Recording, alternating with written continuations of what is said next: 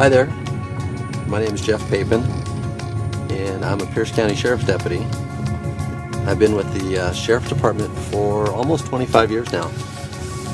Started out working as a corrections officer in the jail. I was there for about 4 years and that was great. And while I was there, I supervised inmates and was a court escort, and that was a lot of fun and super educational. And then for about the last 20 plus years I've been working as a deputy on the streets, and I've worked patrol on swing shift, graveyard, and day shift. I also had a lot of fun working for a community support team for about 6 years, and for the last 9 years I've been assigned as a school resource officer with the Puyallup School District. That's been great too, and so when schools are out on break or vacation, I go back and work patrol. It's a nice change of pace and keeps me fresh and connected with the rest of the department.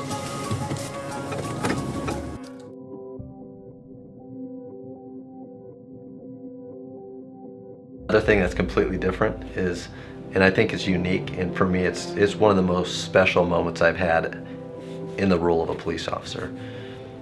You know, I mentioned I've been a school resource officer with the Puyallup School District, and in 2014 that senior class asked if I would be their commencement speaker for their graduation, and the thought of that terrified me.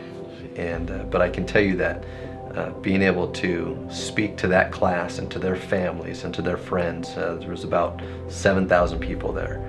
I never pictured that that would be something I would have an opportunity to do, or that anyone would want to hear what I had to say.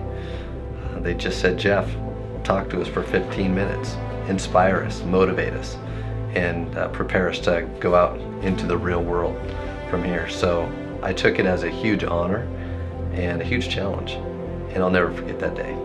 So that was a pretty special moment too.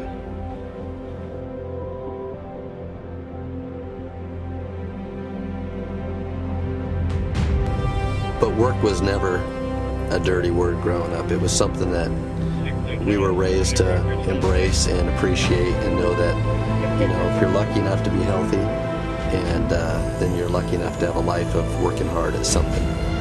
So I've always been able to work hard, whether it be odd jobs around the house, and then I kind of threw myself into sports through high school and working hard at that. And now I work hard at being a husband and a dad and a deputy.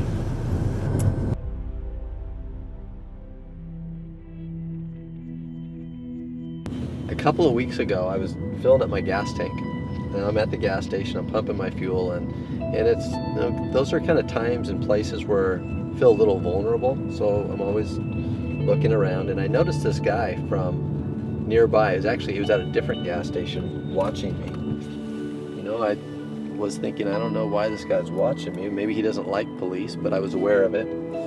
And it didn't take long before he actually drove over to where I was, and he got out of his car, and he was respectful, and he actually asked, "Hey, can I come over and see you?" I said, "Sure." And he walked a little closer, and he was a construction worker of some sort. He was a blue-collar guy. He was a big guy, and he kind of towered over me. And as he approached, I could tell he wanted to say something, but he couldn't quite find the words. He paused, and I just waited patiently for what he had to say.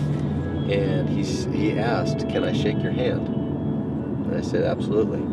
And he shook my hand, and he didn't let go right away like someone would shaking your hand. He kind of held it for a minute, and he looked down at me, and a tear came out of his eye, and he just said, "I don't know you, and I just want you to know I was watching you as you fill up your gas tank, and you really look around. You never feel safe, do you, quite?" And I said, we get in the habit of watching out for ourselves and others. And that tear came out, and he said, "I want you to know I care about you, and I'm really sad for you guys, and I'm sorry for what's going on in this country, and I'm sorry that you have to feel like you have to watch your back."